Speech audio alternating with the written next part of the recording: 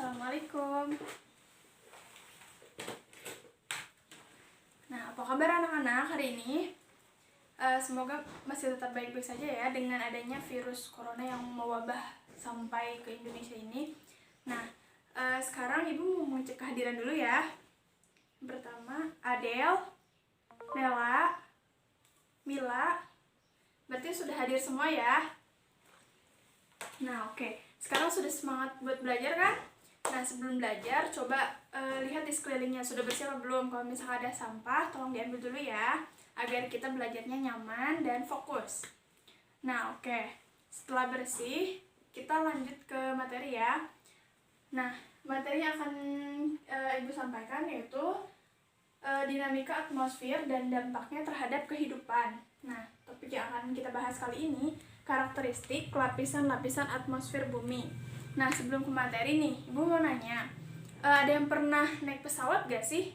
Atau ada yang mau? Nah, coba Ibu bertanya, kalau pesawat itu terbangnya di lapisan yang mana ya? Ada yang tahu nggak? Nggak ada, jadi sekarang kita cari tahu ya dengan adanya lapisan-lapisan ini. Nah, sebelumnya tujuan pembelajaran kali ini yaitu kita membahas tentang definisi dari lapisan atmosfer. Lalu lapisan-lapisannya, gejala optik yang terjadi di atmosfer, lalu manfaat penyelidikan atmosfer. Nah, yang pertama dulu nih, kita ke definisi. Definisi atmosfer. Kata atmosfer ini berasal dari kata atmos dan spaira. Nah, atmos ini yang berarti lapisan dan spaira yaitu udara. Nah, jadi lapisan atmosfer ini lapisan udara yang menyelimuti bumi. Nah, di lapisan atmosfer ini kebanyakan itu mengandung gas atau oksigen. Nah, lalu lapisan atmosfer ini berperan untuk melindungi bumi dari paparan sinar ultraviolet, lalu hantaman benda luar angkasa dan sebagainya. Lalu, lapisan atmosfer di sini mempunyai sifat fisik.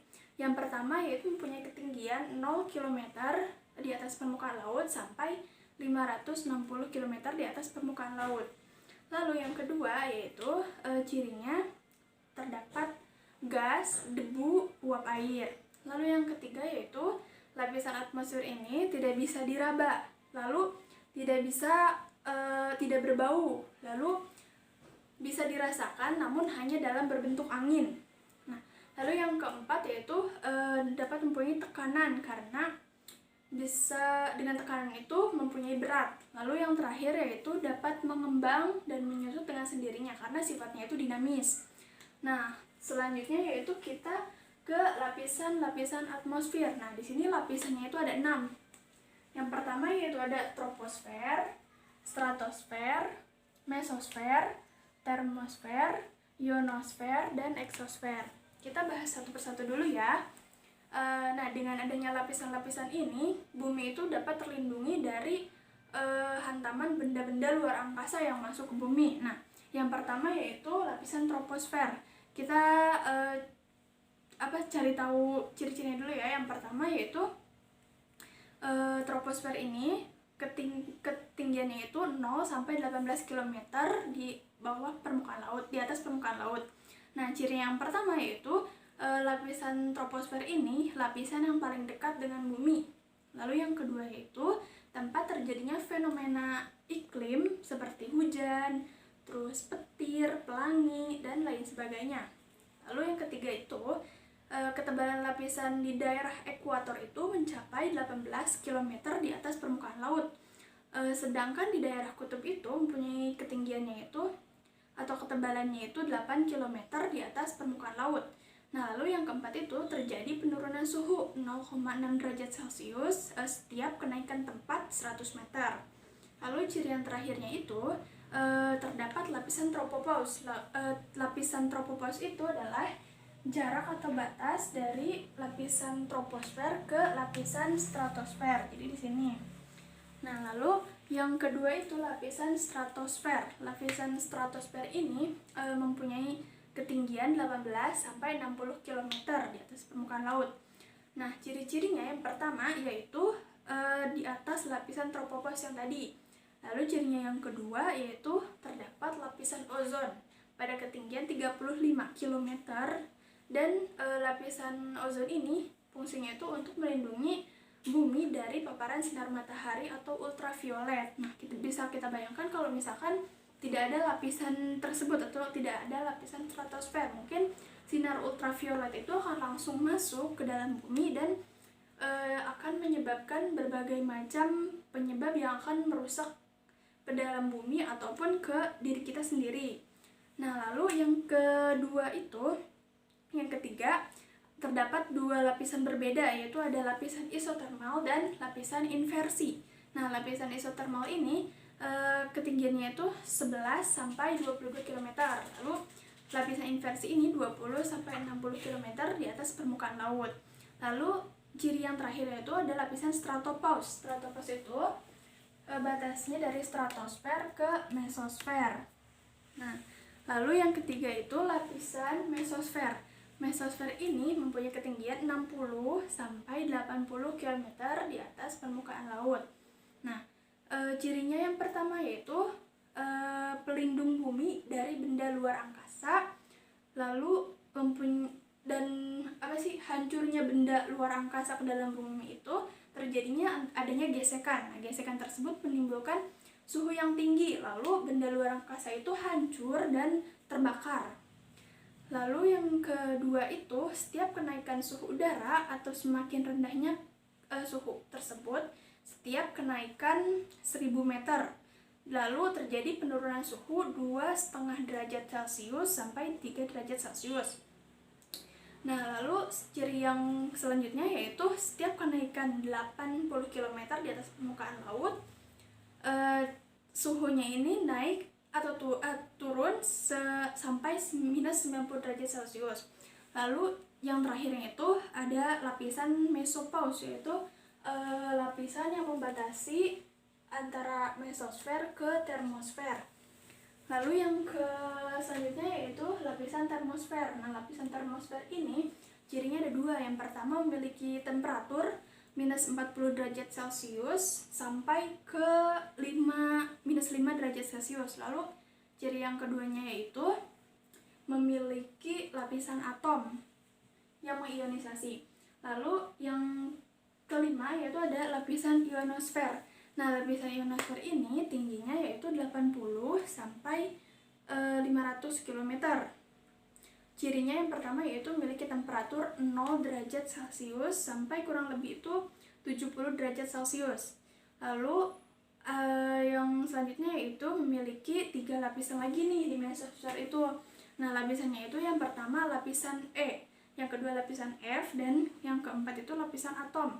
Yang pertama, lapisan E itu Kennelly atau ketinggiannya itu mencapai 100 sampai 200 km. Nah, lalu yang F ini Appleton itu tingginya 200 sampai 400 km. Nah, yang ketiga itu lapisan atom tingginya 400 sampai 800 km. Lalu nih yang terakhir yaitu lapisan exosfer. Berarti exosfer itu lapisan yang paling luar, yang paling atas. Nah, di sini ketinggiannya itu 800 sampai 1500 km. Berarti tinggi sekali ya. Nah, cirinya yang pertama yaitu terjadinya secara tidak beraturan atau benda-benda langit itu secara tidak beraturan. Lalu yang kedua yaitu lapisan yang paling panas, ya sudah jelas ya, karena lapisan ini adanya sangat luar atau sangat atas gitu. Lalu yang ketiga, lapisan itu disebut lapisan ruang antar planet atau geostasioner. Nah, selanjutnya kita akan membahas tentang gejala optik di atmosfer. Nah, gejala optik di sini itu ada 5. Yang pertama itu ada pelangi, kedua halo, ketiga fatamorgana, yang keempat itu ada aurora, yang keempat itu ada sandikala. Nah, yang pertama itu ada pelangi. Pelangi ini kita pasti sudah tahu semua ya, sudah pernah melihat pelangi.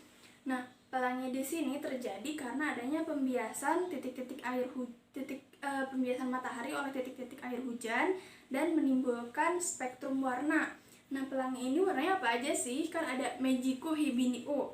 Nah, yang kedua tadi ada halo. Halo ini merupakan lingkaran putih yang mengelilingi bumi atau matahari.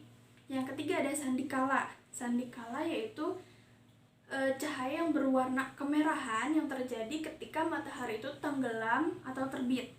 Lalu yang keempat yaitu ada fata morgana. Fata morgana yaitu ilusi optik yang terjadi di lapisan atmosfer ini, misalkan ketika suhu sedang tinggi atau matahari sedang terik. Nah, ketika kita di jalan itu kadang suka melihat seakan-akan jalan raya itu seperti terbakar. Nah, itu namanya sering disebut fata morgana, seakan-akan terjadi padahal tidak. Lalu yang kelima, yang terakhir yaitu ada aurora. Pasti aurora belum pernah melihat kan, mungkin di TV pernah. Nah, aurora ini merupakan pita cahaya warna-warni yang terdapat di langit. Nah, aurora ini terjadinya tidak ada di Indonesia, namun ada di kutub selatan maupun kutub utara. Nah, aurora juga dibagi dua, yaitu ada aurora borealis dan aurora australis. Lalu selanjutnya kita ke manfaat penyelidikan atmosfer. Nah, manfaatnya di sini yang pertama itu dapat melihat atau memperkirakan cuaca. Nah, dengan memperkirakan cuaca, yang bertugasnya itu pasti BMKG yang bisa memperkirakan cuaca ini. Lalu yang keduanya itu dapat menyelidiki terjadinya hujan buatan. Yang ketiga yaitu adanya kita dapat menyelidiki adanya gangguan yang terjadi pada gelombang radio atau televisi dan bagaimana cara mengatasinya. Nah, setelah tadi mendengarkan materi yang sudah Ibu jelaskan, nah sekarang waktunya untuk evaluasi ya. Nah, Ibu akan memberikan dua kertas ini, ya isinya itu ada pernyataan-pernyataan yang harus dicocokkan dengan jawaban yang sebenarnya.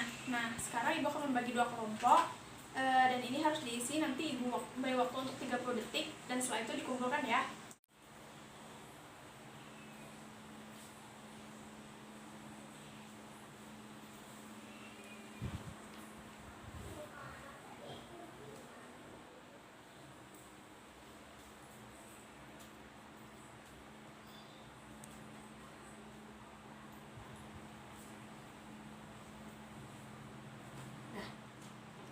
Sudah?